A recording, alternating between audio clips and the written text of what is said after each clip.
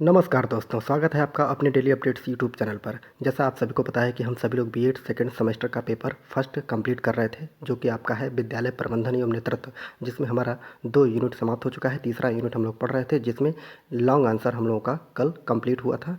उसका आगे का भाग जो है इस वीडियो में हम लोग देखेंगे।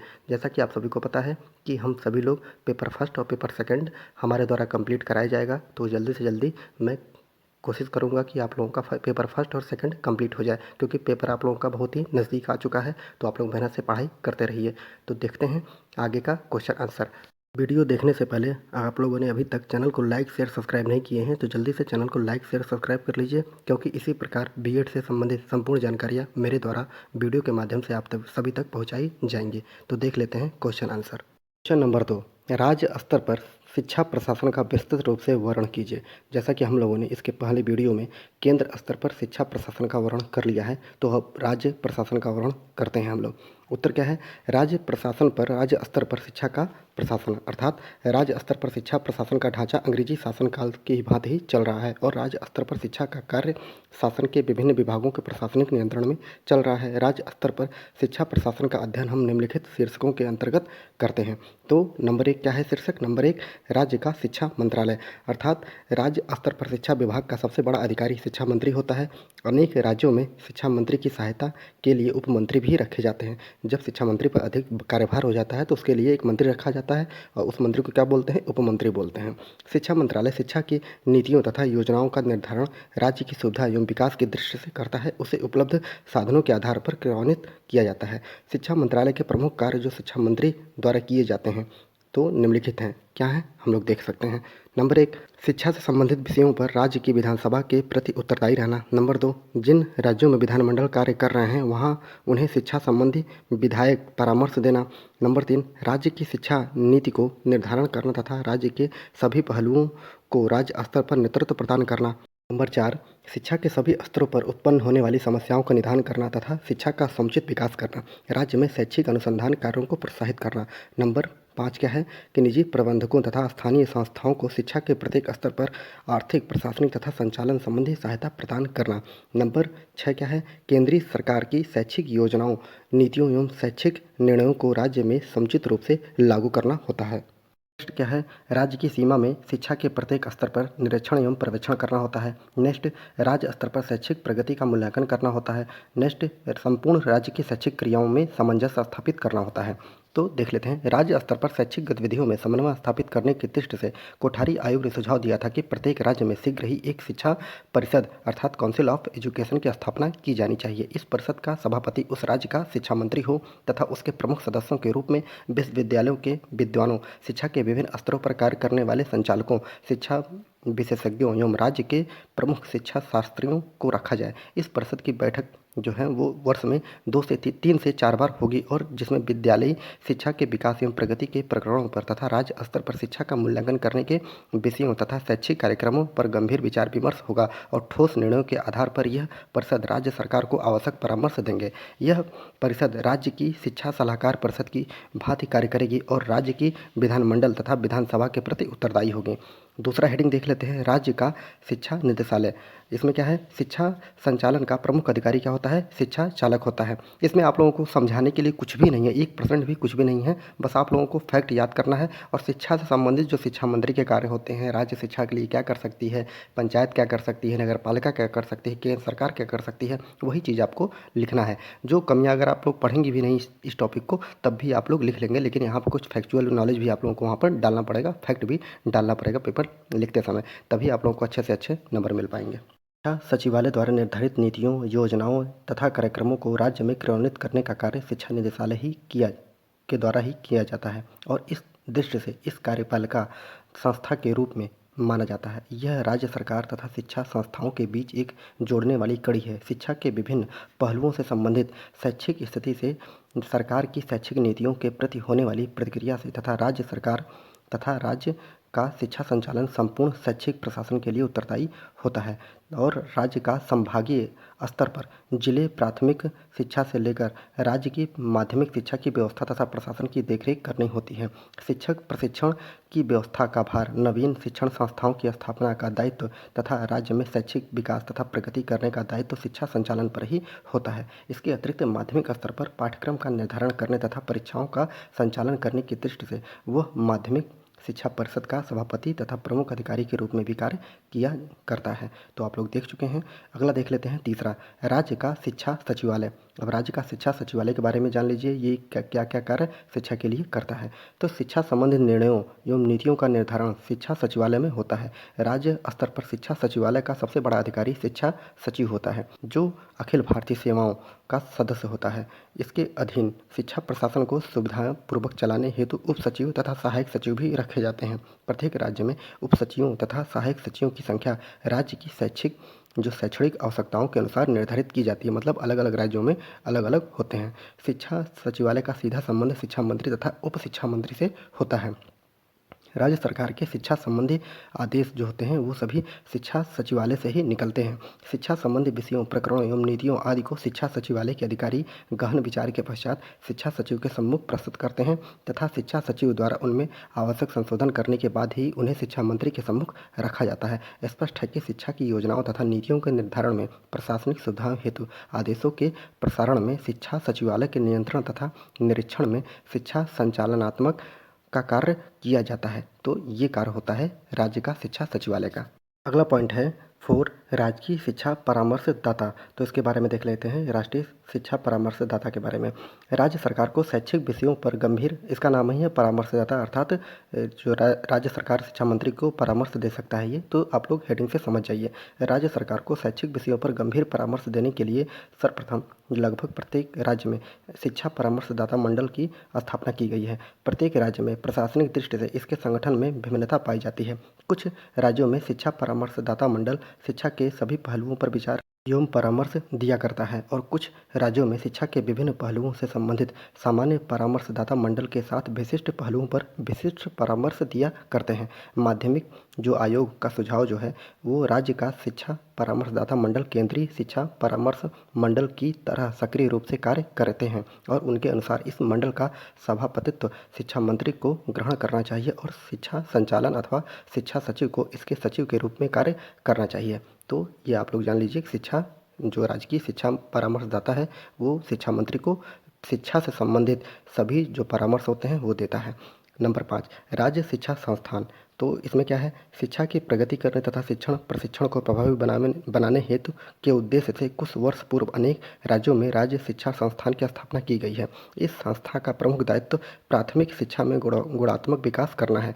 शिक्षा के गिरे हुए स्तर को ऊंचा उठाने के लिए यह संस्थान अनेक प्रकार के कार्यक्रम तैयार करती है। राज्य की आवश्यकताओं तथा शैक्षिक विकास को ध्यान में रखते हुए राज्य शिक्षा संस्थान के प्रमुख दायित्व निम्नलिखित हैं। तो क्या है दायित्व, देख लेते हैं एक एक करके।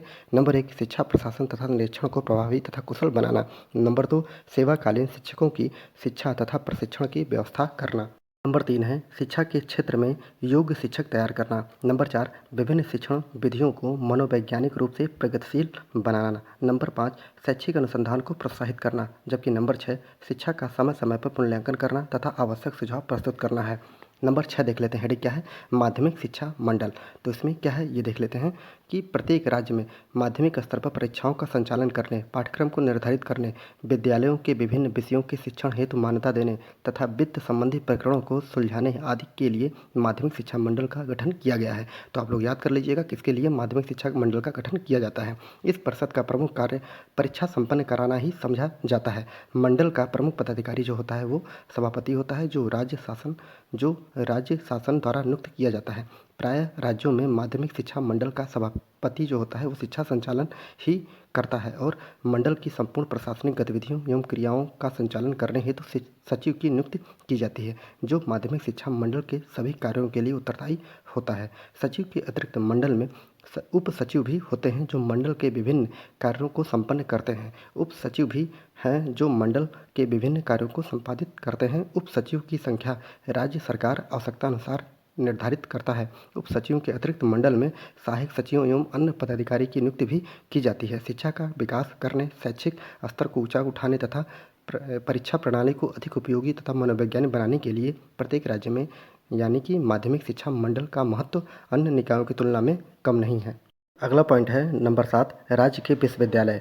प्रत्येक राज्य में कई विश्वविद्यालय उच्च स्तर पर शिक्षा प्रदान कर रहे हैं और प्रत्येक विश्वविद्यालय का आंतरिक संगठन एक लगभग जैसा ही होता है। राज्य का सर्वोच्च अधिकारी अर्थात राज्यपाल राज्य के विभिन्न विश्वविद्यालयों का कुलपति अर्थात चांसलर होता है। विश्वविद्यालय की प्रशासनिक तथा शैक्षिक गतिविधियों पर नियंत्रण तथा निरीक्षण रखने के लिए उप कुलपति अर्थात वाइस चांसलर की नियुक्ति की जाती है। वाइस चांसलर की सहायता के लिए उप सचिव अर्थात रजिस्ट्रार, उप कुल सचिव अर्थात डिप्टी रजिस्ट्रार, सहायक कुल सचिव जो होते हैं आदि की नियुक्ति की जाती है। उप कुल सचिवों तथा सहायक कुल सचिवों की संख्या जो होती है वो विश्वविद्यालय प्रशासन की आवश्यकता के अनुसार निर्धारित करती है। विद्यार्थियों के अनुसार विद्यार्थियों में अनुशासनात्मक जो होता है अनुशासन बनाए रखने की दृष्टि से प्रत्येक विश्वविद्यालय जो होता है प्रत्येक विश्वविद्यालय में वो प्रॉक्टर की भी नियुक्ति की जाती है। तो इस प्रकार जो है आप लोग ये आसान है कि राज्य का विश्वविद्यालय जो होता है उसका कुलपति होता है, फिर एक उप कुलाधिपति होता है, मतलब कि एक उप सचिव होता है, फिर सहायक सचिव होता है। यही आप लोगों को लिखना है। इसमें बहुत ही आसान क्वेश्चन था, एक बार आप लोग रिपीट कर लेंगे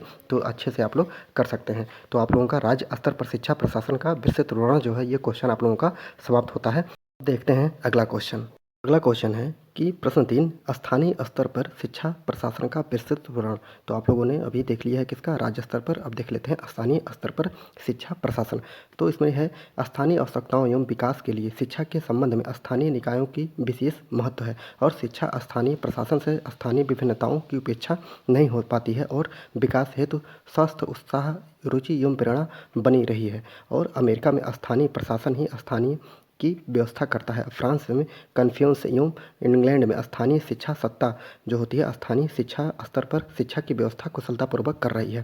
स्वतंत्रता प्राप्ति के बाद भारत में लोकतंत्र को साथ ही लोकतंत्रीय विकेंद्रीकरण के सिद्धांत को अपनाया गया है और जिसे स्थानीय समस्याओं को पर्याप्त मात्रा में अधिकार एवं शक्तियाँ प्राप्त हो गई हैं। और स्वतंत्रता प्राप्ति के बाद प्रशासन के सभी क्षेत्रों में स्थानीय संस्थाओं का उत्तरदायित्व काफ़ी बढ़ रहा है। और तृतीय पंचवर्षीय योजना से भारत के कुछ राज्यों में पंचायत राज्य को प्रभावी बनाने का प्रयास किया जा रहा है। भारतीय संविधान के अनुसार स्वायत्त संस्थाएं स्थानीय प्रशासन चलाने के लिए राज्य विधानसभाओं द्वारा निर्धारित नियमों के अनुसार ही कार्य करती हैं। इस दृष्टि से राज्य इन संस्थाओं के प्रशासन पर अपना नियंत्रण स्थापित करता है। भारत में स्थानीय स्वायत्त संस्थाएं दो प्रकार की होती हैं। नंबर 1 वे संस्थाएं जो शहरी क्षेत्रों में कार्य करती हैं जैसे नगर पालिका एवं नगर निगम। दूसरी क्या है, वे संस्थाएं जो ग्रामीण क्षेत्रों में काम करती हैं जैसे जनपद एवं पंचायत आदि।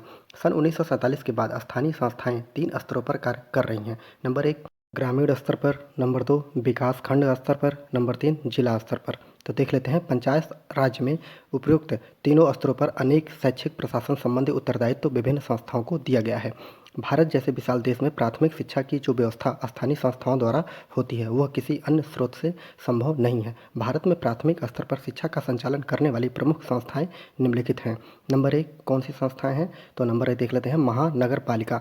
इसमें क्या है, महानगर पालिका के प्रमुख को नगर प्रमुख अर्थात मेयर कहते हैं। उसकी सहायता करने के लिए डिप्टी मेयर होता है। महानगर पालिका के अनेक सदस्य होते हैं जो कि विभिन्न समितियों के सदस्य के रूप में कार्य करते हैं। महानगर पालिका द्वारा शिक्षा प्रशासन का कार्य शिक्षा समिति के माध्यम से चला करता है और भारत के विभिन्न राज्यों जैसे आंध्र प्रदेश, बिहार, उड़ीसा, महाराष्ट्र, मध्य प्रदेश आदि में नगर महापालिकाओं एवं नगर निगमों को शिक्षा का भार सौंपा दिया गया है। और शैक्षिक प्रशासन तथा शिक्षा विकास की दृष्टि से स्वायत्त संस्थाओं के अधिकारों में वृद्धि होने के कारण महानगर पालिका अथवा नगर निगम के दायित्वों में अधिक वृद्धि हो जाती है।